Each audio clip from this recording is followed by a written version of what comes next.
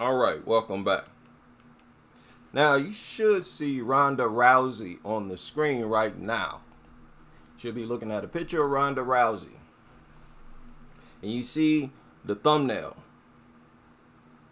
Can Virna sell tickets? Can she sell pay-per-view? Now, I know that's almost a silly question. Most people right away be like, no, of course not. But let's just do a hypothetical. Let's say we maximize her chances of being a pay-per-view draw. The only way to do that is if she wins all of her fights by stoppages. By stoppage. I'm talking about Virna. Let's say she did that. Let's say her next fight, she stopped Suarez. She stops Weili, takes her belt, and stops the next 10 opponents. Let's say she breaks all records, and I'm talking about Virna, and does it by stoppage. Do you think she would ever be a pay-per-view draw? Do you think she would ever be able to sell tickets like, say, a Ronda Rousey? And I'm pointing out Ronda because I believe female fighters right now, still chasing the Ronda Rousey career. Excuse me. I've said this several times, and I stand on it. Fighters today are still primarily influenced and want to replicate. They want to replicate the career of Ronda Rousey. Not necessarily that they want to finish the fight by submission. There are many fighters who would rather finish their opponents by KO or TKO. Okay, I'm including those people as well. Even if you're a striker, I'm saying that you want Ronda's career, how it functioned. That's what they're all after. Not Amanda Nunes. Not in the way I'm talking, in the way I'm describing. They're not chasing the Amanda Nunes type of career. They're chasing the Ronda Rousey type of career. Right now, to this day, Ronda still has the most influence in the minds and hearts of WMMA fighters across the globe. Hands down, I'd argue this to fighters' faces themselves. I don't even care if fighters themselves disagree with me. I'm telling you, you're lying, and you are. Understand that? Yes, you are. Now, let's remind the world, because I'm getting aggressive. I'm getting aggressive because people don't respect what Ronda did, in my opinion, like they should. Y'all know I include amateur fights. Fact is, she was getting experience stopping girls in a real fight. I count amateur fights. And she won them all by what? Stoppage. That's what y'all want. And in the first round. Don't play with me.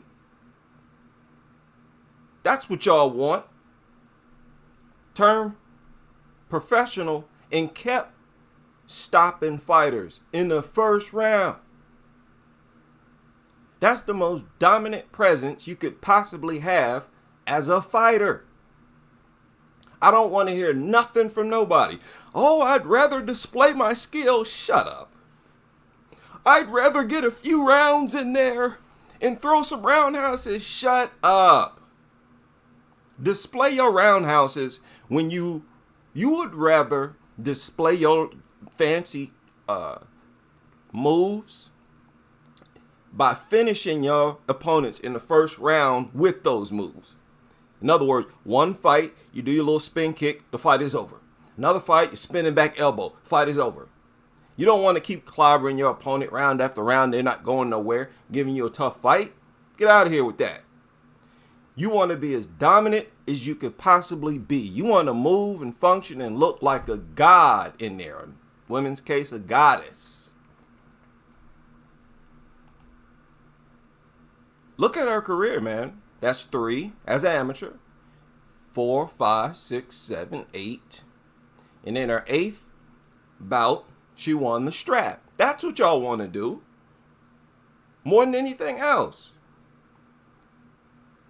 You want to wipe these girls out, because when you're doing that, you're looking superhuman. That's the highest aspiration for fighters. You want to look superhuman. Like, these girls are levels beneath me. And the funnest part is displaying it, proving it, showing it to the world. What a rush it gives you. You feel like a god on earth, only through fighting. I'm telling y'all, it's a way to feel like a god on earth. It's an exhilarating sport.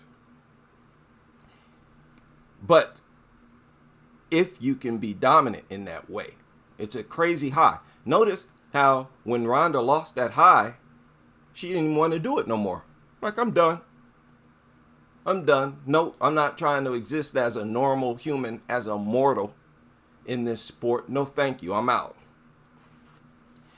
Which was actually, can be argued to be kind of smart. But 3 amateur bouts. And on the 8th bout, took the strap.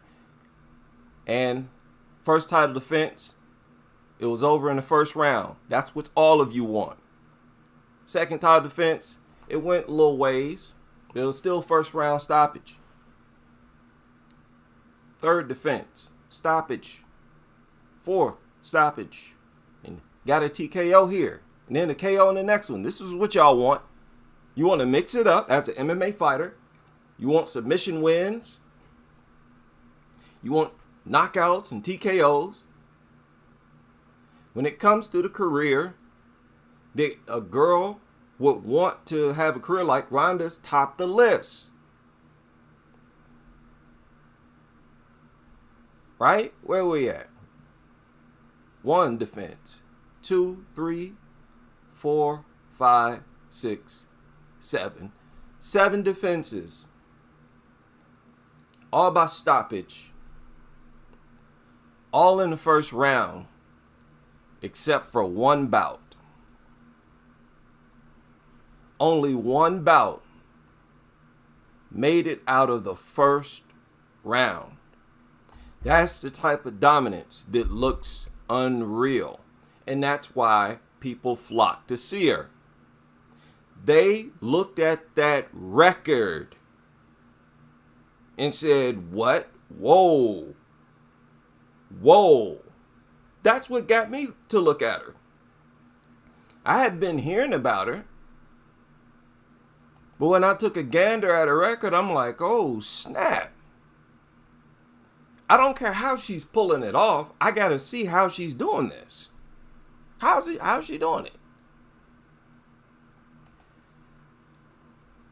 Now, here comes the issue with Dana White. These are the types of fighters that all fighting organizations and managers want. These are the types of fighters, ultimately, that all fighters, whether it's MMA or boxing, want to be. To be so dominant that you look like you're from another planet. You want to look immortal. Granted, we appreciate when a fighter can show they could fight through adversity. And that is an extra notch up under your belt. But realistically, you don't want to be getting punched in the face and having your nose break and blood's flying everywhere. You would rather not have taken some shots, right? Especially if you're taking the Ali route and doing a bunch of bragging, talking about how many levels above your opponent you are. They go in there and slap you around a little bit, have you in trouble, maybe have you on the chicken legs, wobbling around. You don't want to go through that. You'd rather just wipe them out like you said you were going to do. Don't nobody want to look stupid. And y'all want to be dominant. Dana White has been chasing this. And he's always out to get it and promote it. For the most part. Of course, he wants fighters to obey him and all that kind of stuff. But he loves and gets behind extremely dominant fighters. Would he do it for Virna?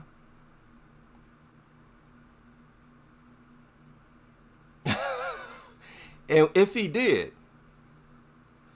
would it be successful? Do y'all really think that even with the best type of career, the best, highest level of dominance, that Virna could ever become a draw and be appreciated?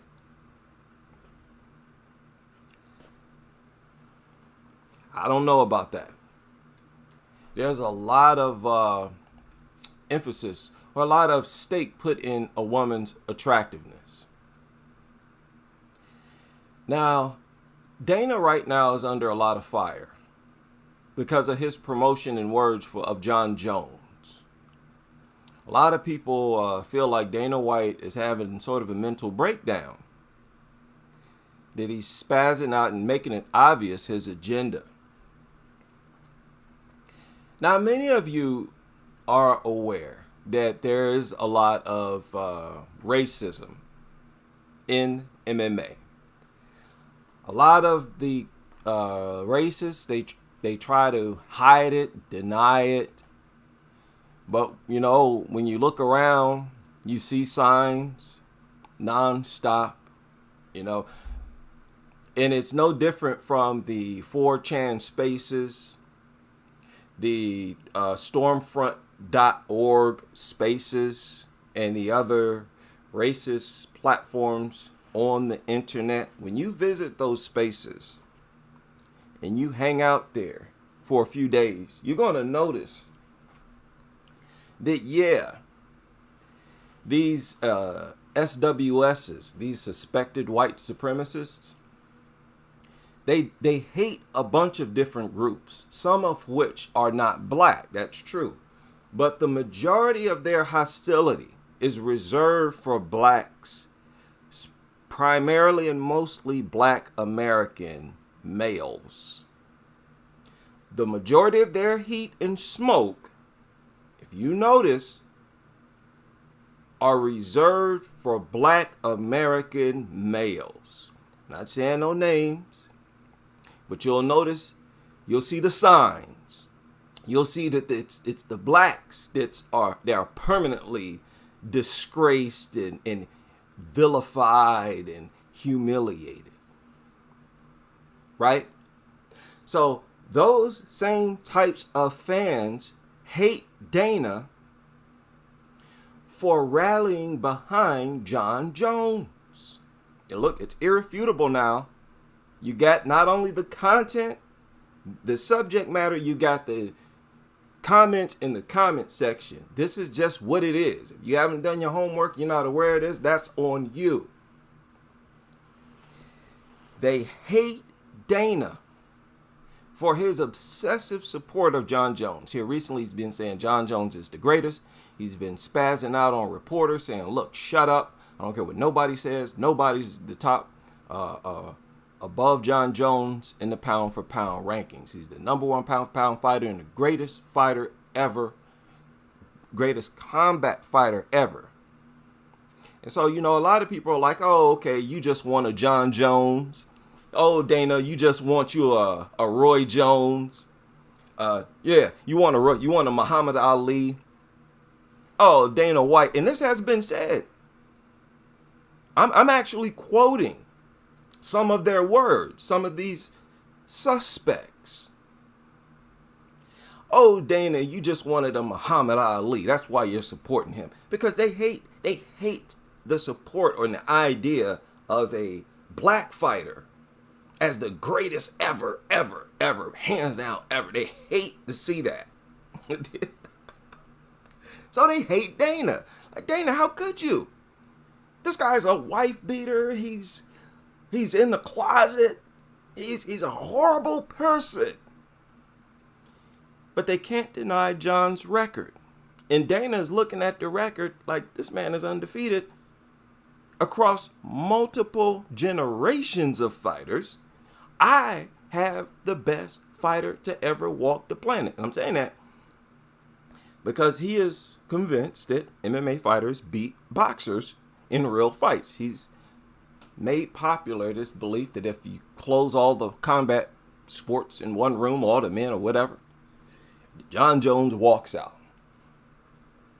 And that burns, that really burns inside for the suspected racists. They hate that. Under no circumstances do you say something like that. Not about a Negro. These are hilarious people in a way. I'm sorry. I cannot help but laugh at these dudes. Because to me, I can't help but to interpret it as just dudes with real low testosterone. Like when your T levels is real low and you don't get no box and it's clear and obvious that you get no box. And even if you do, you are not satisfying that woman. And that the chances are high she's creeping to my place. Right? You think she at work. Or maybe you at work, you think she at home. She's not. She's not. She's with me. I'm telling you, these dudes deal with a lot of insecurities like that. So Dana is public enemy number one, but you got to understand, these iconic fighters is what makes a sport great. Boxing itself is not a great sport, and it wasn't great until those superhuman fighters popped up. What's boxing without Ali, Mike Tyson, Roy Jones, Sugar Ray Robinson? What is it? No Lennox Lewis. No George Foreman. Take all these iconic fighters who seem superhuman at some point, because those fighters attract permanent attention to the sport. It's only when fighters like that pop up do it grab new fans' attention. Quite often, well, every single time, what I'm talking about, certain percentage of those people become new fans of the sport itself, and that's more money for the organization. So, of course, Dana's going to want fighters like that. And it just so happens Black American males overproduce in fighters like that. Not just fighters, but sports athletes, period. We are a small percentage of the United States alone and overproduce. We are overrepresented in boxing and MMA. So Dana see a money opportunity, he tries to promote it. Like, hey, I got one of these, superhuman-like fighters who can't be beat. Look, you can't hate, don't hate on Dana. Get one of your boys from your country to be superhuman. I bet you Dana's going to get right behind him. He tried to do it with Brock Lesnar, with Conor McGregor. He was going out on a limb for Conor, saying that Conor was was a higher pound for pound fighter than Demetrius Johnson. He was taking it to that level. Because Dana is all about the mighty dollar. He's all about the mighty dollar. But he knows what he's doing. He knows how to grow the sport. You grow the sport with superhuman type fighters. There's none emerging for the women. You've only had a few. Shevchenko was there for a while, but she was still taking losses. She didn't get the strap. She wasn't undefeated the whole journey to the strap, and then continued to be undefeated. She didn't have a Ronda Rousey-like career. Ronda was more dominant. We can talk about Shevchenko's skill, whatever. Ronda was more dominant, and she brought permanent fans to the sport. That's just how it is. And for a woman to do that, that's crazy. You can't even imagine that happening today. Now, you got some girls who could make have a good win streak as a champion, Grasso, Weili, but they've taken losses already. They don't have that aura. I'm telling you, those fighters are gems, and that's what all fighters want to be. We all understand that. We just don't talk about it. Fighters want to dust off all of these chumps, right? Smack them around real good, display our skill, win, not take no damage, and be out. And Dana, thus far, has proven to try to jump all over that. If he does, would he with Virna? And would it work is my thing. Now, there are some good... Now, here's the thing.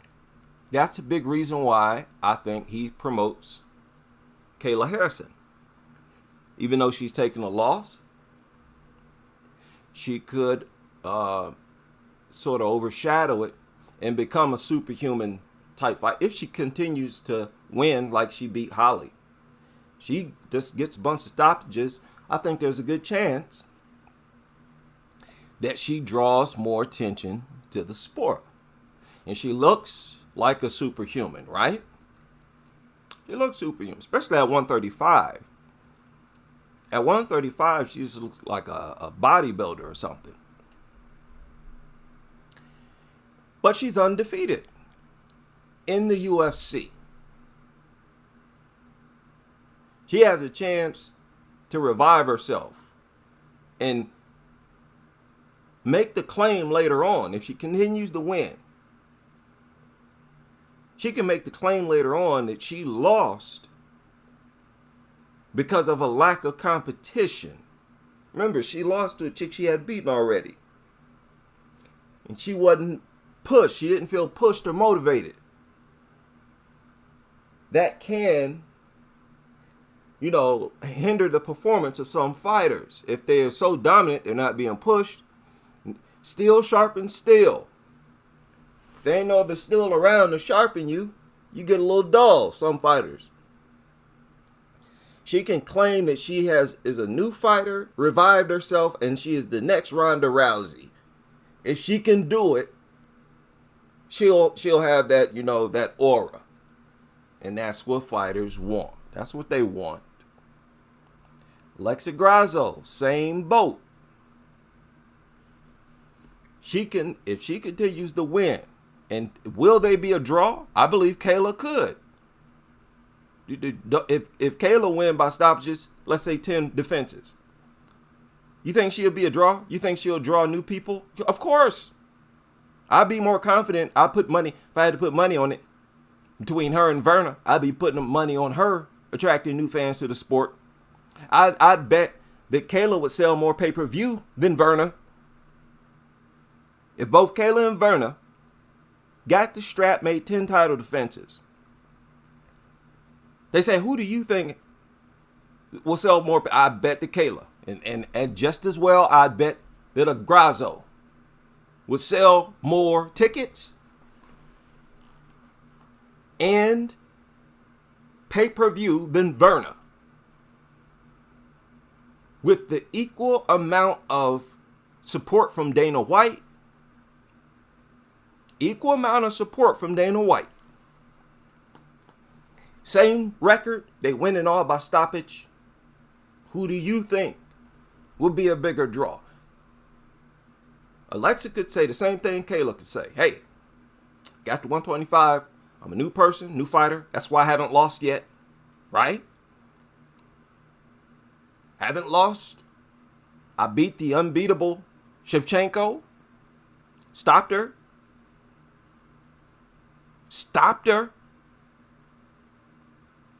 And then beat her by decision in the rematch. As it is, they're about to go to Mexico again, right? They're talking about going back to Mexico.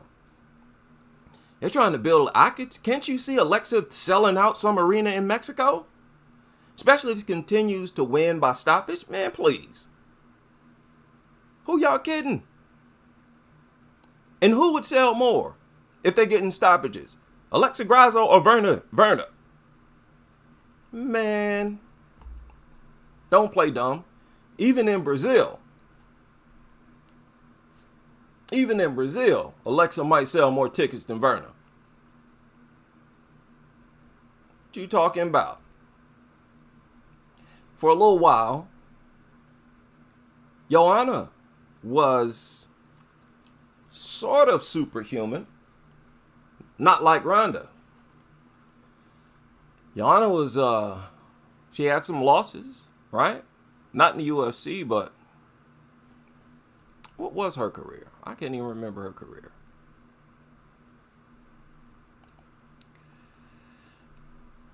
Let me find. Oh, watch how I do this.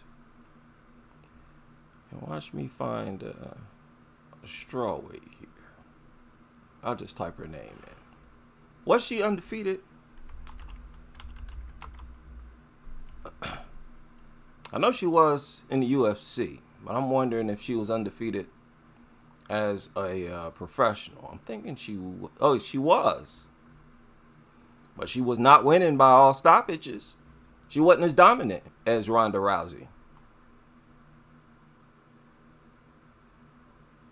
Wasn't as dominant. Some of those fights, she was winning by decision, but she was undefeated. So she was like, that's what got her popular. That's why she's now retired at what?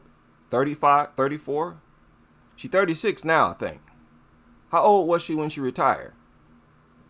Who retires at 34? And she can legitimately do that.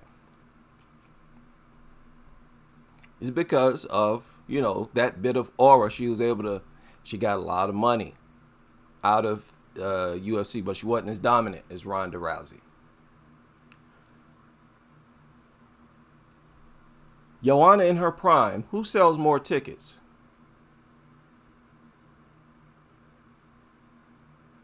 Joanna or Virna? With equal support. And let's say Joanna was stopping chicks. Man, please. There might be a lot to learn here. We might see exactly how much stake there is in looks. I'm almost wanting Virna to get the belt and just to see, how much support and promotion she get. Nunes, respect to her, but she took some L's. Now, those L's she took made her better. But at the time when she took those L's, do you think she appreciated losing? When she was choked out and all this stuff and stopped, do you think she wanted that to happen? Of course not. Do you think if you would have walked up and asked her at that time, hey, would you have rather won? She'd be like, hell yeah.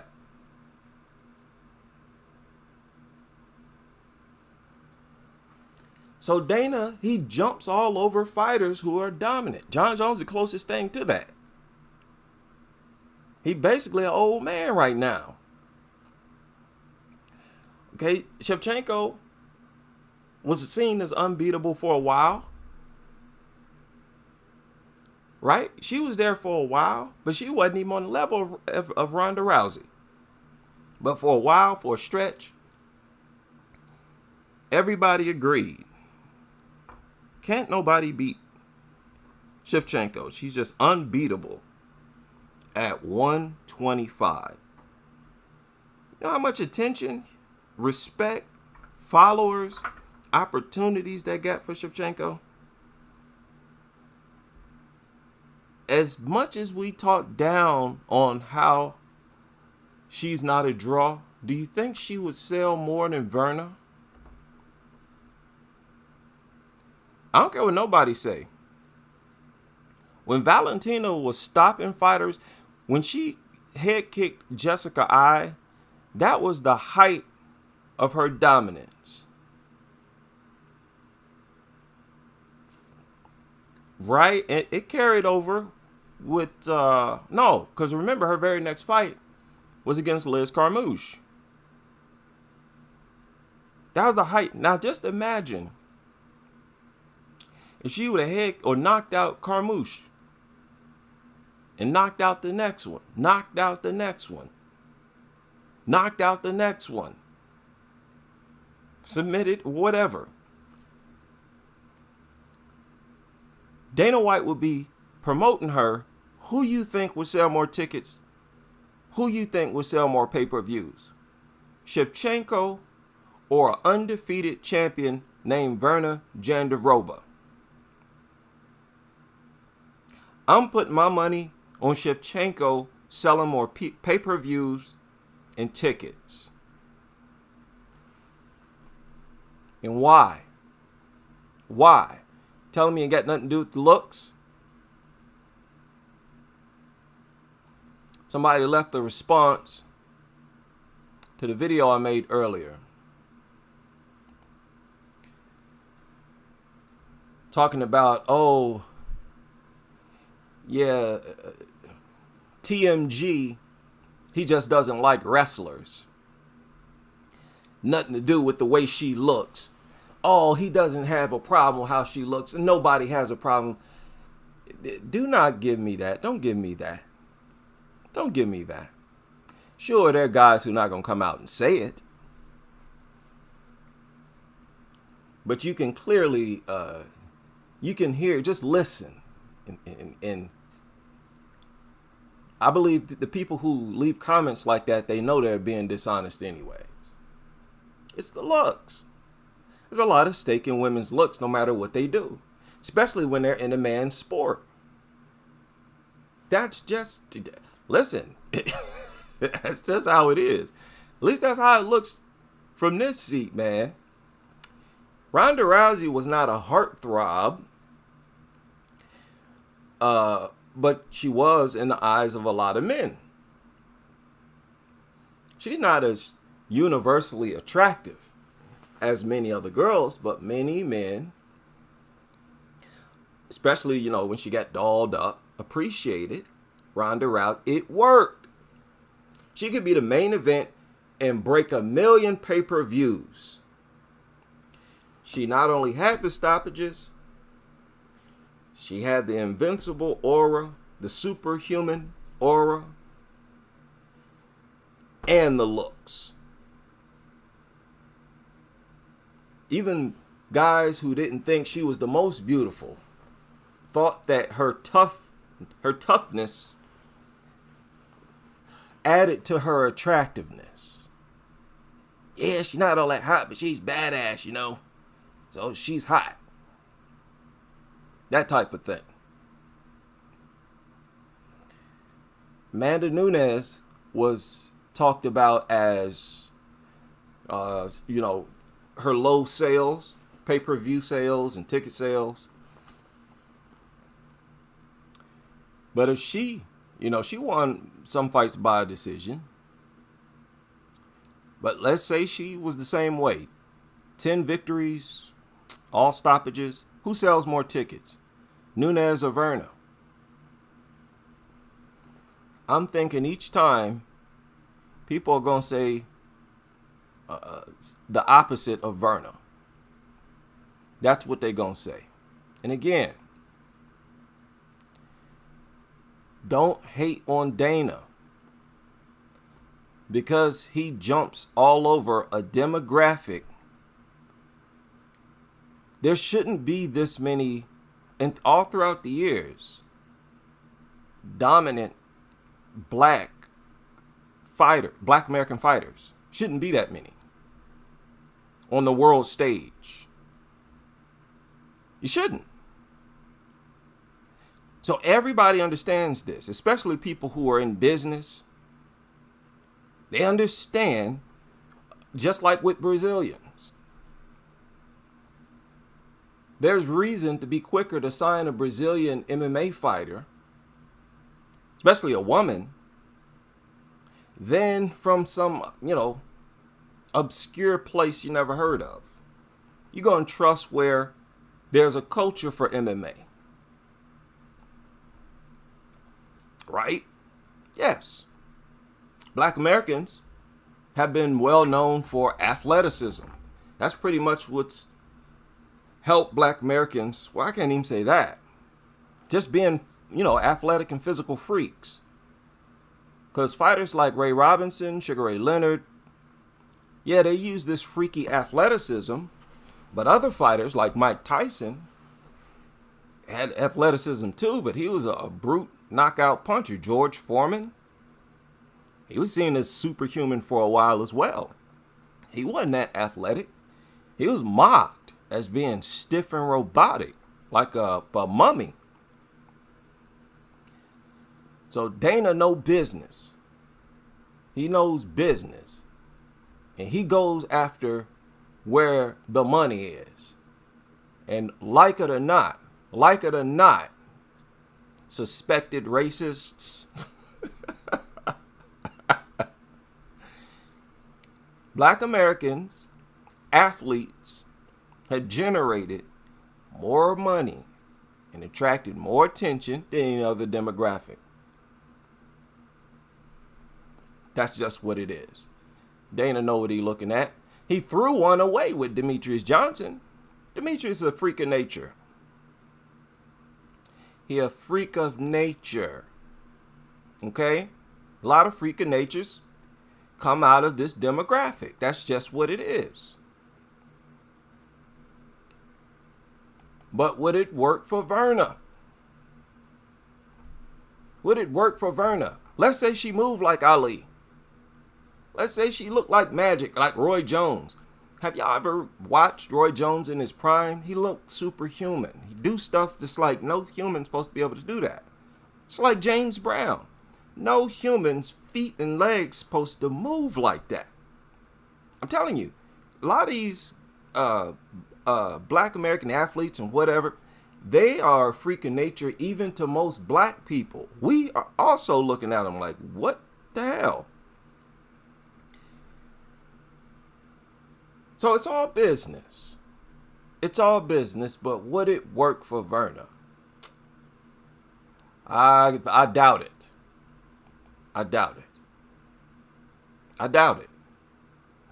That's just something, we got to deal with when it comes to the women. As far as pay-per-views, as far as support from Dana, that's what I want to see. The promotion from the organization and Dana White. Currently, I think she got the lowest following of anybody on social media. Okay, I got to finish that sentence. I think she has the lowest following of anybody on social media in the top 5 or top 8, top 10. But I'm about to check right now. Who is this girl, Nina? This Indian girl. Nina married. What's that chick's name? That lady is a witch. Is this her? Nina Drama. Who is this chick?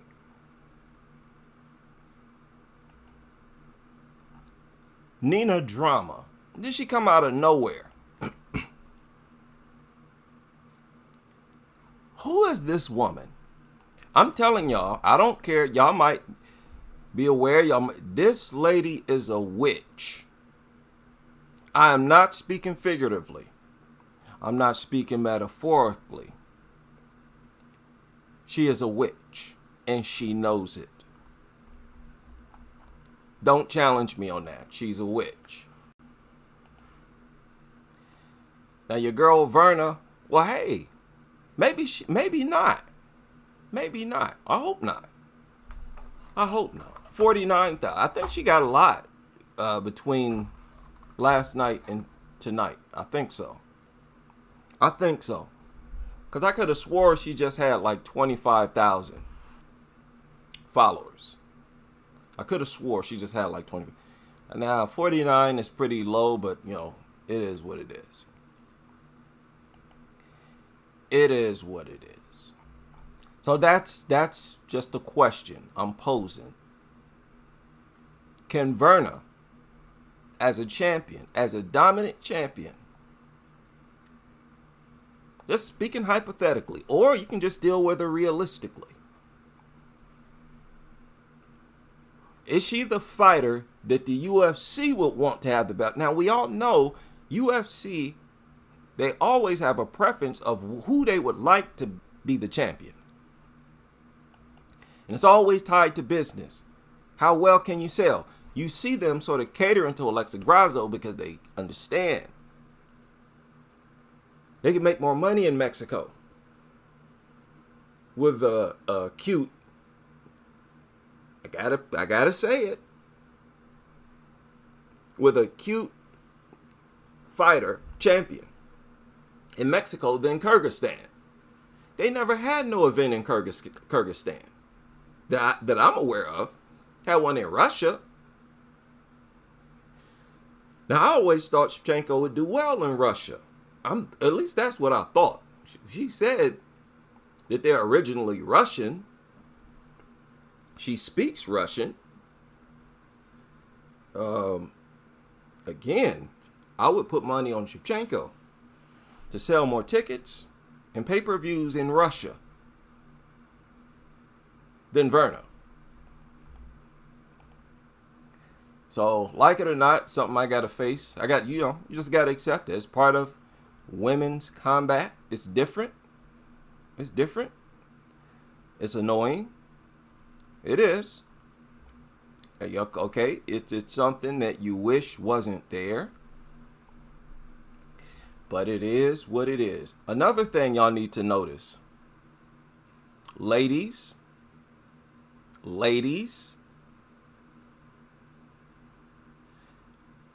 they support other female fighters more when they're pretty. You don't see that many other female fighters saying, "Congrats, Virna." Right? Congrats, Virna. They're not leaving comments of support en masse when Virna wins. Oh, no, they're not. But let that female fighter be pretty.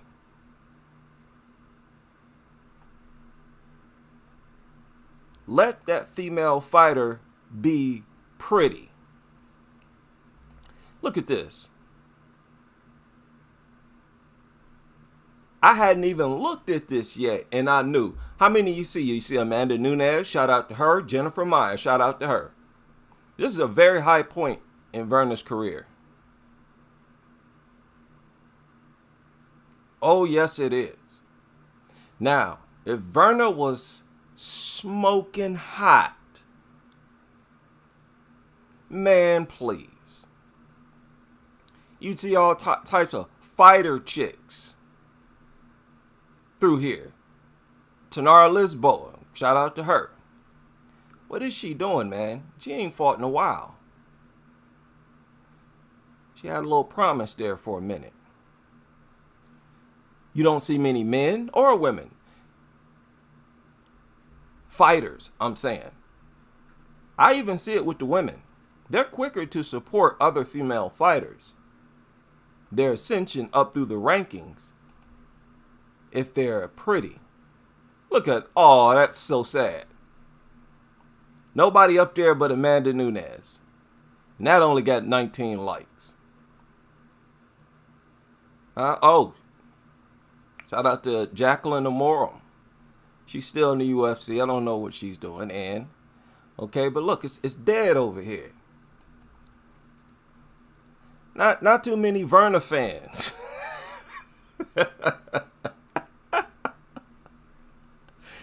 This ain't cool.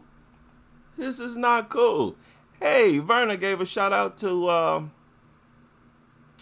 she did a joint post with WMMA Ranking. And WMMA Rankings is back in business.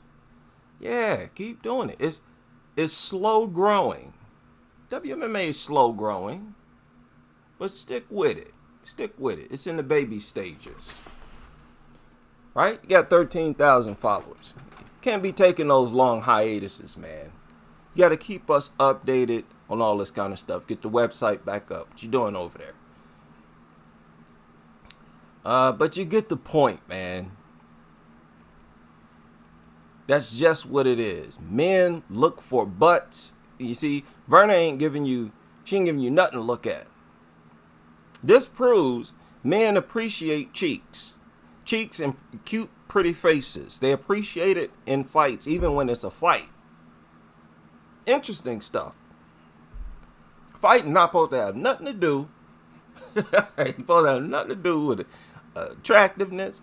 But I heard that I guess the same area of brain is affected or stimulated with sex and violence. But good luck to Virna. I'm interested to see, man. This is going to be a crazy 2020s. If Virna smoke through the division, whoop up on Wei Lee, take her belt, probably beat her in a rematch or trilogy, whoop up somebody, a few other fighters. She still ain't nobody gonna be on her team. That's so sad. Shame in that. Listen, I'm just holding the mirror up to you. Don't say nothing about me. Oh, WMMA, I ain't said nothing. I'm just holding the mirror up. I'm showing y'all what y'all doing. And I will leave it there. This was too long. Longer than I intended anyway. Shout out to everybody. And I will see y'all on the next live stream.